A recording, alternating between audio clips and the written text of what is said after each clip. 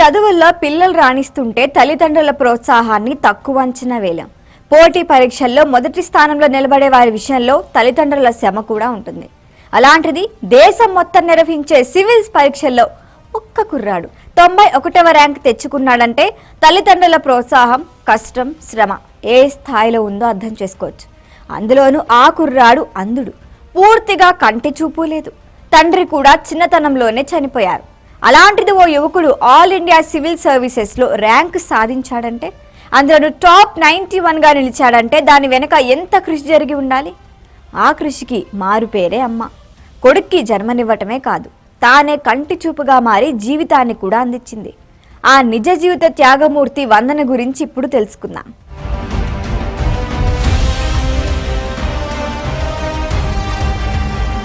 జైపూర్కి చెందిన 23 ఏళ్ల కుర్రాడు మను గార్గ్ సివిల్ సర్వీస్ పరీక్షల్లో 91వ ర్యాంకు సాధించాడు.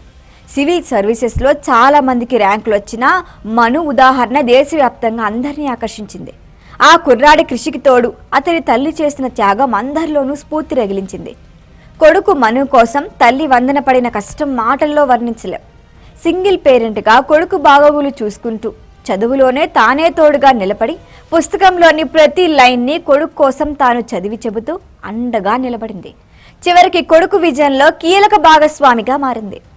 ఇక్కడ విజయం మనుదే, కానీ ఆ విజయానికి ప్రధాన కారణం తల్లి వందన.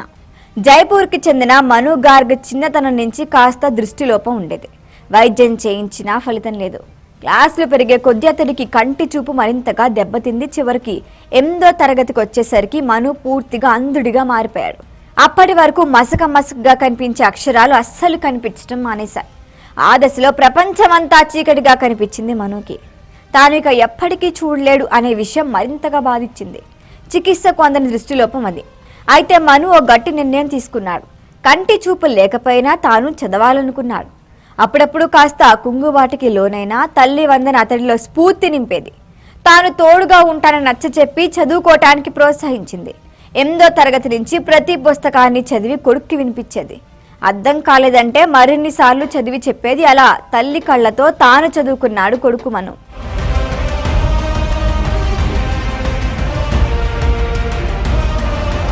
పుస్తకాల్లోని పాఠాలే కాదు, కథలు, నీతి గాథలు, ఇతరితర సోషల్ బుక్స్ కూడా చదివి వినిపించేది. ప్రతిరోజు పేపర్లో వచ్చే వార్తల్ని చెప్పేది.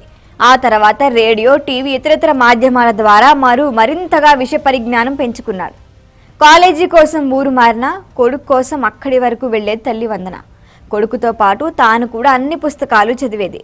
కానీ ఏనాడు ఆ పనిని కష్టంగా భావించలేదు. ఇష్టంగానే కొడుక్కి తోడుగా నిలిచింది. అతని విజయంలో భాగమైంది.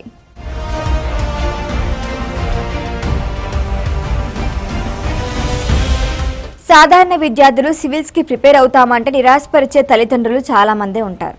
కానీ వందన అలా కాదు. కొడుకు సివిల్స్ కోసం చదువుతానంటే ఆమె ప్రోత్సహించారు. ఢిల్లీ యూనివర్సిటీ నుంచి పొలిటికల్ సైన్స్లో మను 2nd ర్యాంకుతో పాస్ అయ్యాడు. అద్భుతమైన వ్యక్తిగా వివిధ పోటీల్లో రాణించాడు. దాదాపు 150 పోటీల్లో పాల్గొని సత్తా చాటాడు. కోవిడ్ సమయంలో యూపీఎస్సీ నిర్వహించే సివిల్స్కి ప్రిపరేషన్ ప్రారంభించాడు. తొలి ప్రయత్నం విఫలమైంది. కానీ అతను అధైర్యపడలేదు. తల్లి కూడా వెనక్కి తగ్గలేదు. కొడుకుని మరింత కష్టపడి చదివేలా ప్రోత్సహించింది.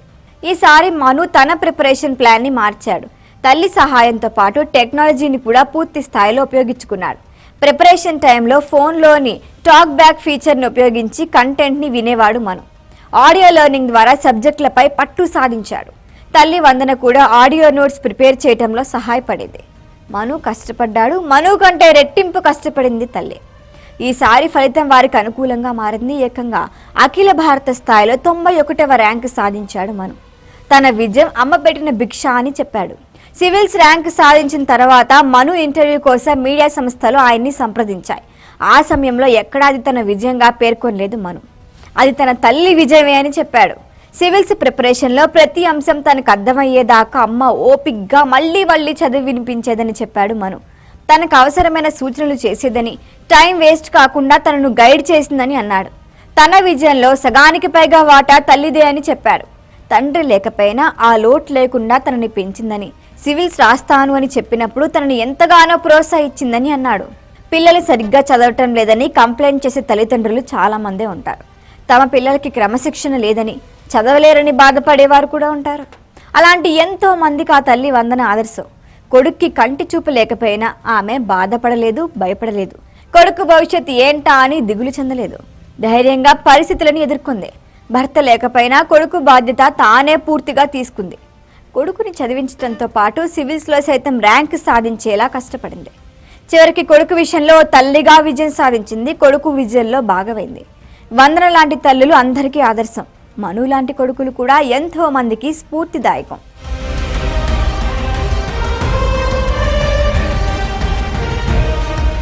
ఈ వీడియో కనుక మీకు నచ్చినట్టయితే లైక్ చేయండి, షేర్ చేయండి, సబ్స్క్రైబ్ చేయండి. అలాగే పక్కనే ఉన్న బెల్ ఐకాన్ని క్లిక్ చేయండి.